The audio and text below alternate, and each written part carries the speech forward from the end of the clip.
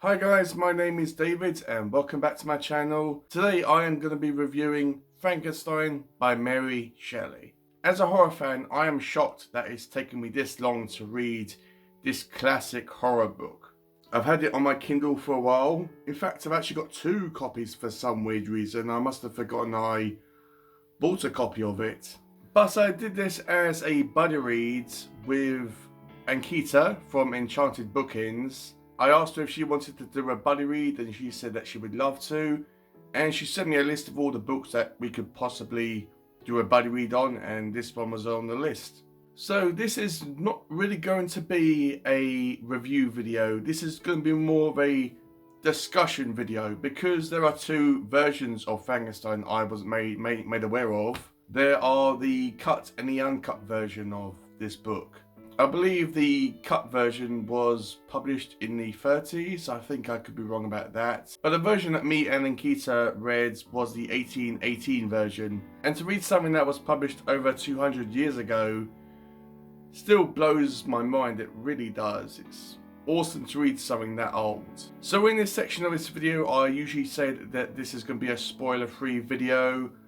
But considering that this book is over 200 years old and everyone is familiar about this story or this event, it doesn't really apply here. But what I will say is that this is just going to be my own thoughts and feelings regarding this story. And I don't think that I'm going to add anything new to the mix. I think that every student that's studying literature all across the world has probably read this book. So this is just going to be my 2 cents about what I thought about this story. But before I go any further, let's just go straight over to Ankita now, where she will be telling you guys a little bit about her experiences about reading this book. Hi, I'm Ankita from Enchanted Bookends. Frankenstein by Mary Shelley is a tragic tale full of misery and melancholy. I absolutely love the storytelling in this book. And remember that this was written 200 years ago, and 200 years later, or more than 200 years later, I found this story to be thought-provoking and just outright brilliant. I loved the contrast between the setting. It is set in Geneva and Ingolstadt in, I hope I said that correct, in Germany. And the plot also moves to the UK. Just beautiful setting, beautiful places, which I found to be a complete contrast to the horrifying events that take place in this book. I also found the characters in this book complex and just brilliant characters to study, to analyze. So many of their actions are questionable. The narration itself is questionable. I found that the beginning of this book was a bit dense, but as the story progresses, the narration simplifies and the story moves really fast. And at times it was a bit slow, but not bad.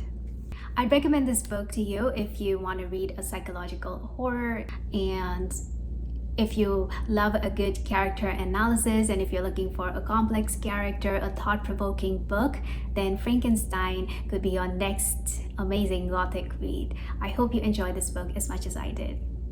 Thank you for that, Ankita. And if you want to watch her video, which I will have a link down below, I would highly recommend that you do so. I really enjoy all of her content.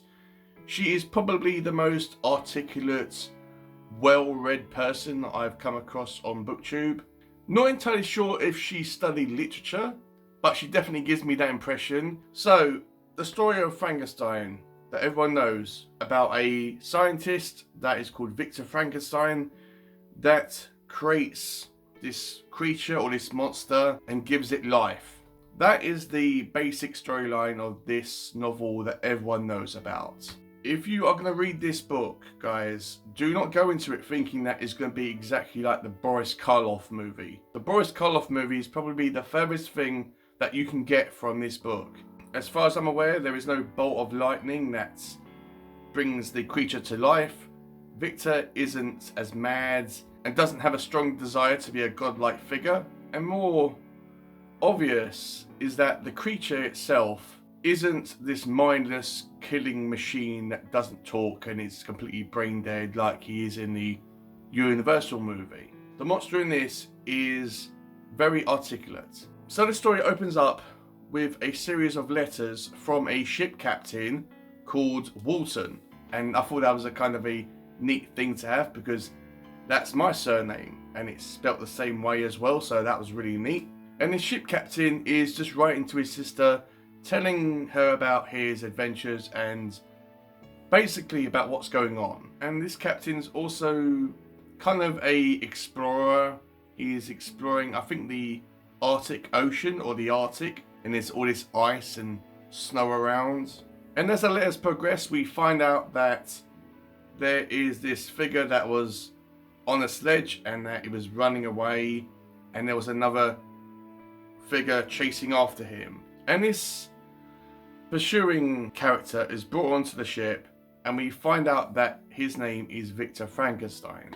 And he tells the ship's captain about his life story and how he gave this creature life.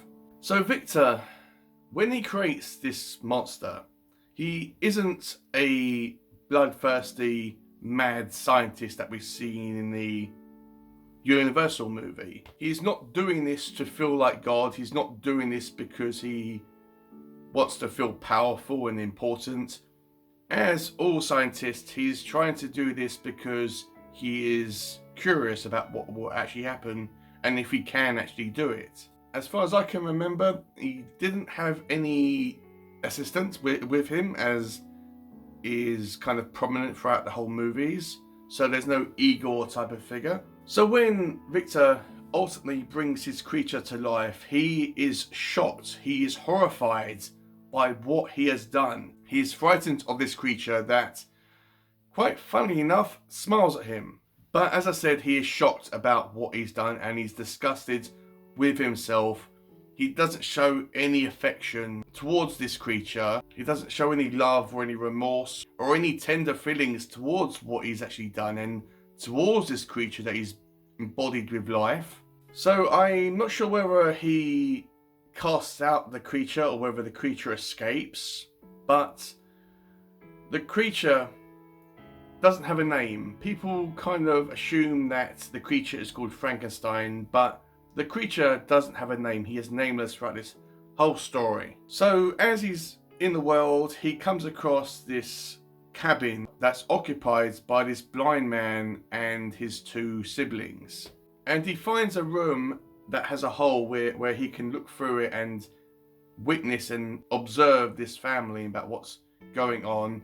And as he's observing these individuals, he is learning their language, he's learning what it's like to be human, he's learning about them, and as a consequence, he's learning about himself.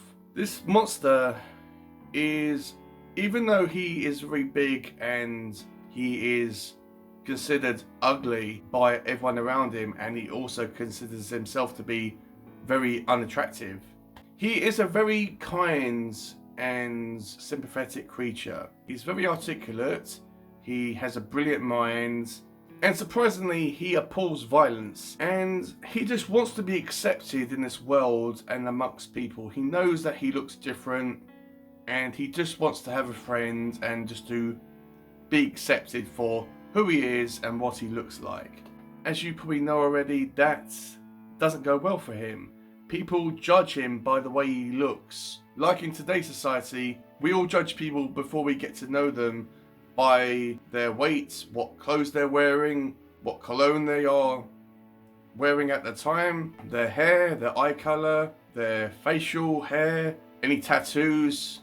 Basically, we judge people before we get to know them. But this is a very surprising look on racism and social isolation. As I mentioned just a minute ago, we judge people by their appearance, even though we don't mean to. Even before that person has yet to utter a single word, we judge people on their appearance, not by what they actually say or by their minds, but we judge people by what they physically look like at first sight. So as you can probably guess, these people in this cabin find out about their unwanted guest, and the blind person, because he's blind, he doesn't have that stigma attached to having a look at this creature and being scared of it before getting to know it.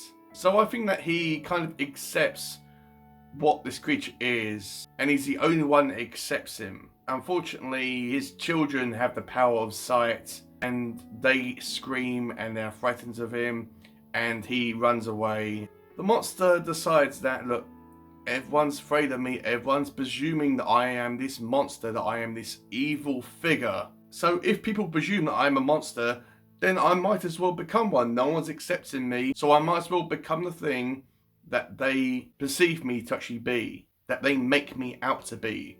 And he finds a letter in the pocket that is in the jacket that he's wearing. I'm pretty sure it might be Victor's coat. And in the pocket, he finds these letters from Victor. And I think that's where he learns how to read and write, and to also find out about his creator as well. And as the story progresses, we find that there is these individuals that end up being murdered. Even though the monster is nowhere in this scene, he's not lurking over the bodies or anything like that. But as the reader, we presume that it is this creature that is killing all these people.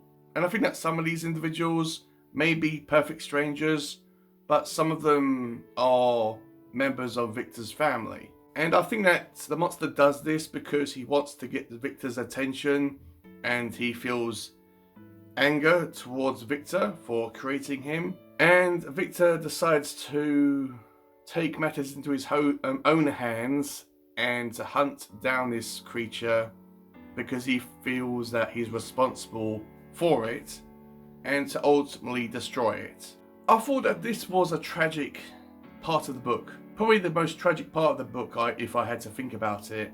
You have these two individuals that are completely brilliant. Victor and his creation. They are both brilliant-minded, well-educated people. And I would have just liked it if Victor kind of confronted the creature and just sat down in a civilized way and got to actually know his creature, know that his appearance doesn't define him. He can be anything he wants. He's actually not what Victor first perceives him to actually be. Then maybe he could have hidden the creature away. Now I think about it, that wouldn't have actually worked either, because even though if the creature was, I would say, locked up but hiding in a secret location, then he would be kind of curious about the outside world and all that type of stuff, and yeah, it wouldn't have actually worked. As it is in the movie, or in the Universal movie, there is no angry mob here. There are no group of angry villagers. They've got all these pitchforks and torches. This book doesn't end with a burning windmill like it does in most of these Frankenstein movies. As far as I'm aware, the creature isn't afraid of fire. Well, we might be, but it's not a prominent thing.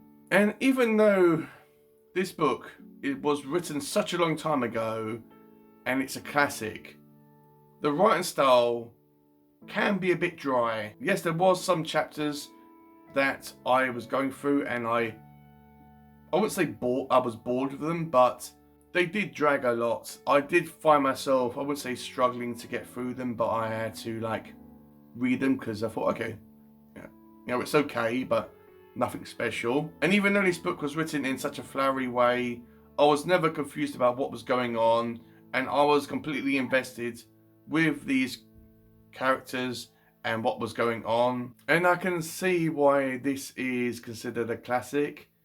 It's considered to be horror and sci-fi put together, which I was telling Ankita that it's weird because I wouldn't classify this book in either one of them categories. Yes, it does have some horrific moments in it, and yes, technically because this creature has been brought to life, it can be sci-fi. So that's it, guys. That was all I had to say. This was a very laid-back type of discussion video. I felt that it was more appropriate if I did it like this rather than doing it how I usually do these are book reviews. But if you've never read Frankenstein and you are into horror or sci-fi and you're curious about whether you would like this story or not, then I would definitely recommend that you give it a go. Obviously, because I've only read the 1818 original text, then I can only vouch for that side. But if you're going to read Frankenstein, then I would probably recommend that you read the whole thing, not the cut down version. So please do not forget to check out Angita's video and her channel, Enchanted Bookends. I will have her channel linked down below, as well as a link to her video as well. She is a really nice booktuber. She's a really nice person. I mean, this was really a lot of fun to actually do this buddy read with her, and I would love to do another buddy read with her at some point. So with all that out the way, have a great day, read some awesome books, and I will see you all in my next video.